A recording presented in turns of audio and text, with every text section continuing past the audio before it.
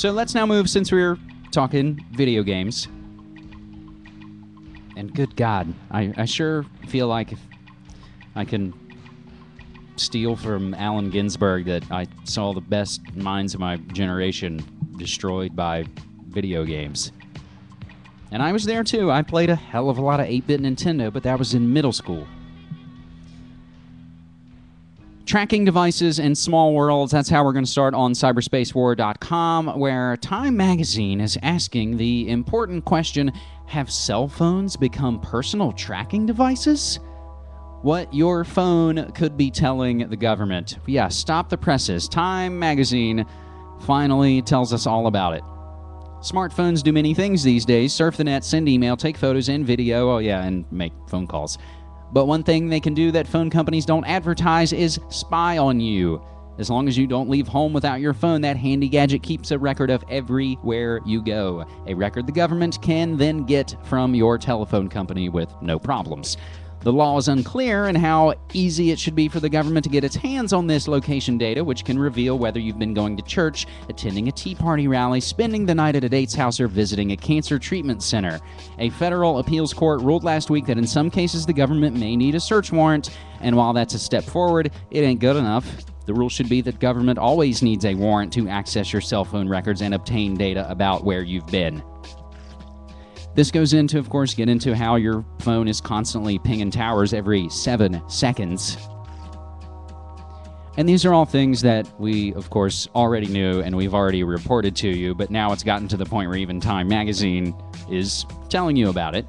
And we're going to get into that story here in just a minute after we blast through the rest of these DEF CON headlines on cyberspacewar.com. Fired Google engineer stalked teens and spied on chats.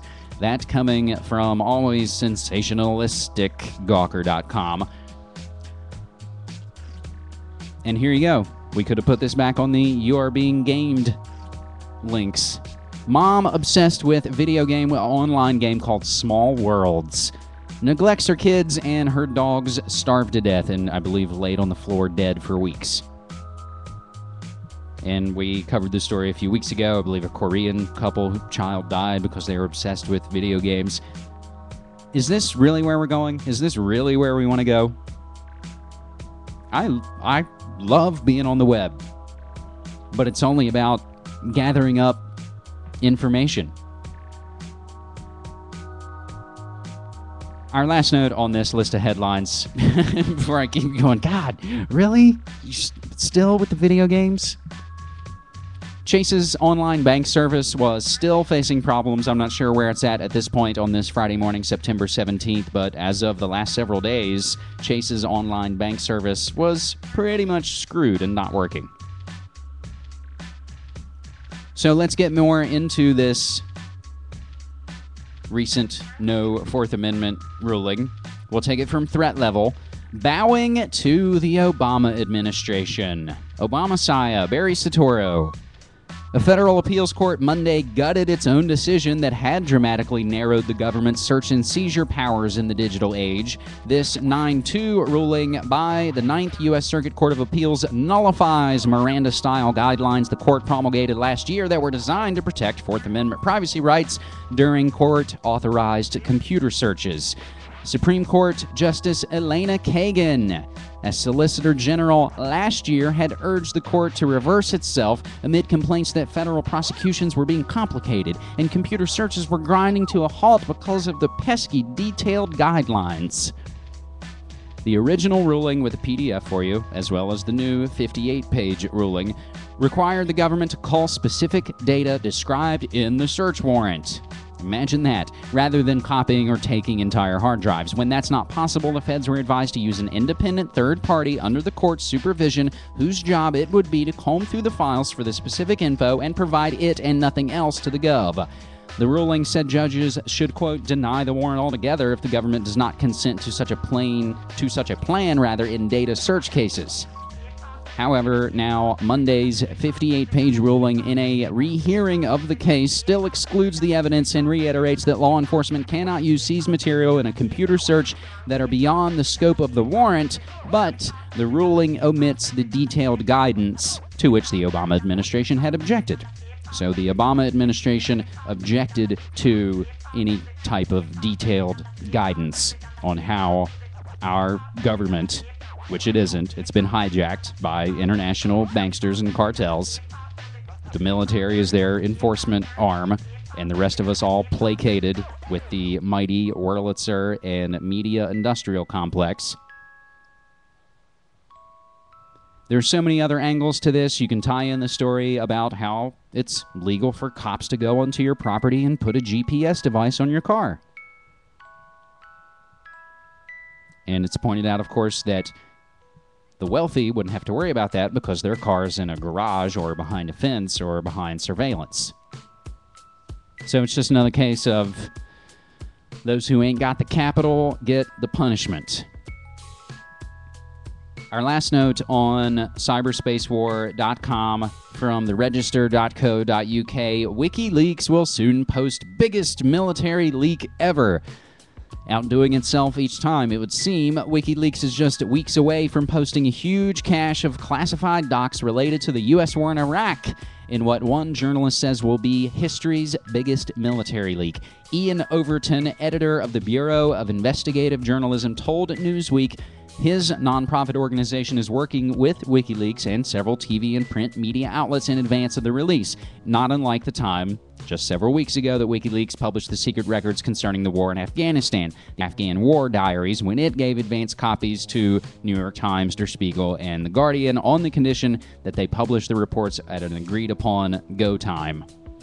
This airing, Overton told Newsweek, will be the, quote, biggest leak of military intelligence, end quote, ever.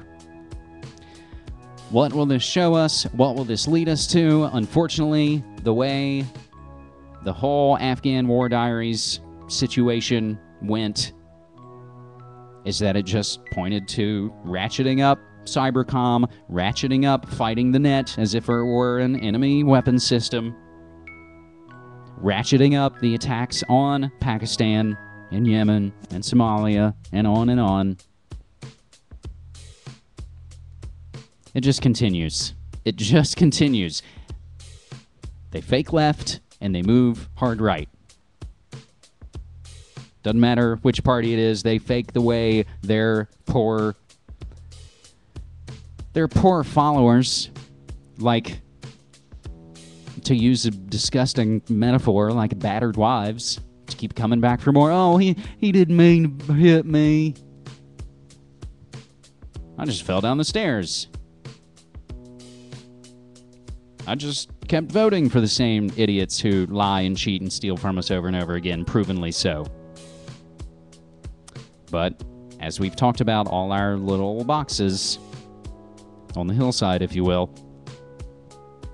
there's always going to be another one when you step out. There's not one, it's multi-layered.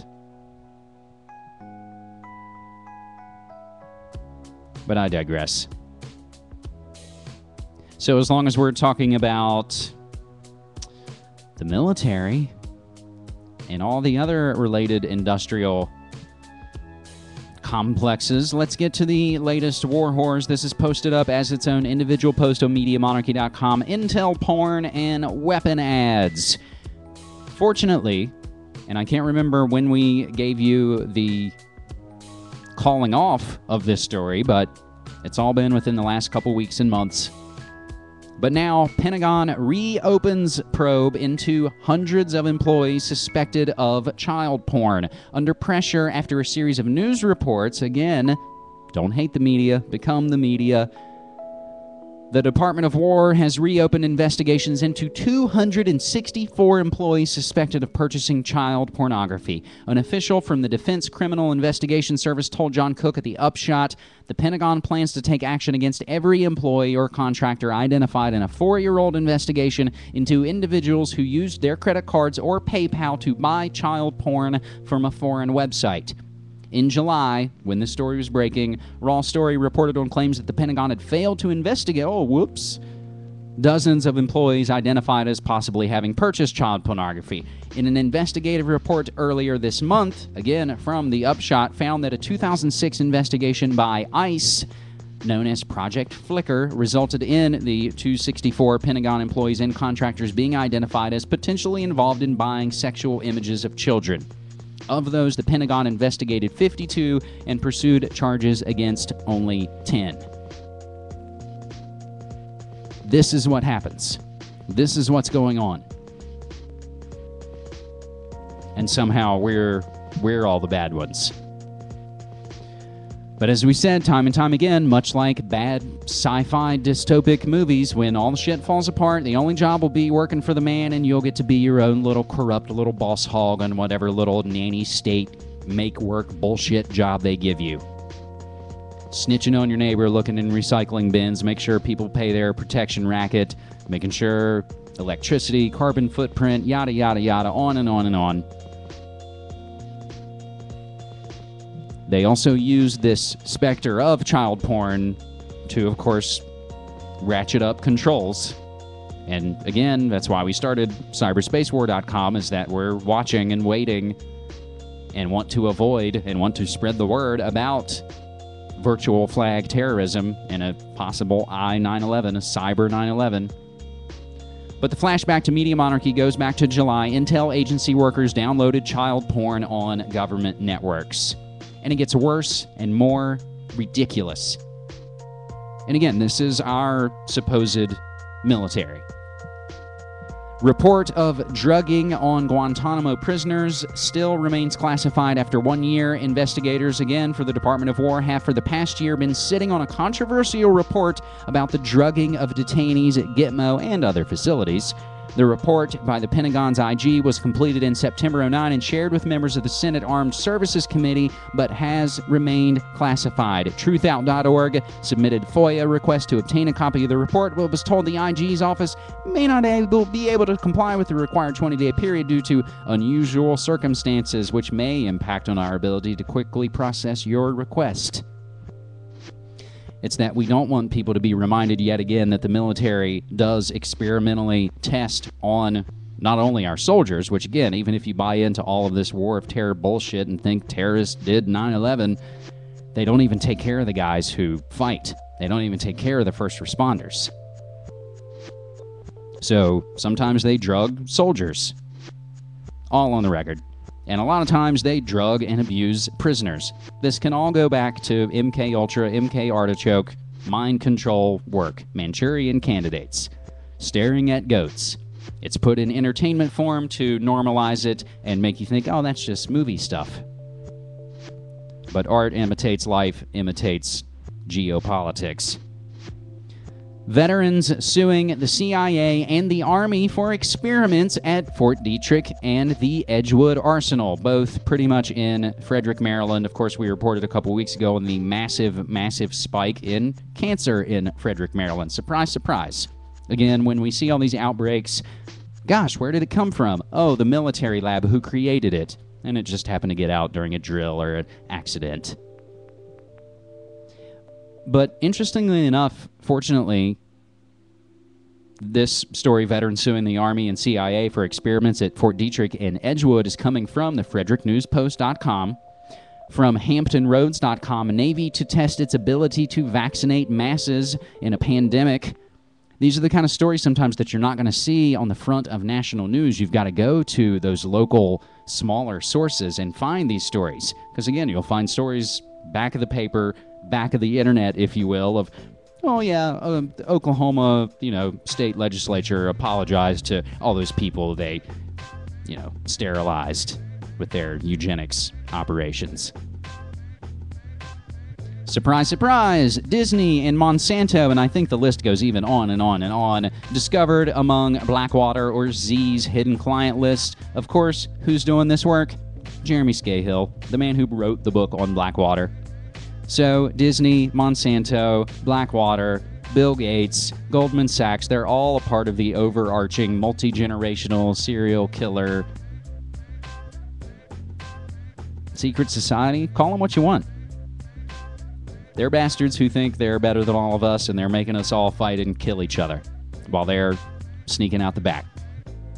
And that's how war whores roll. Huh.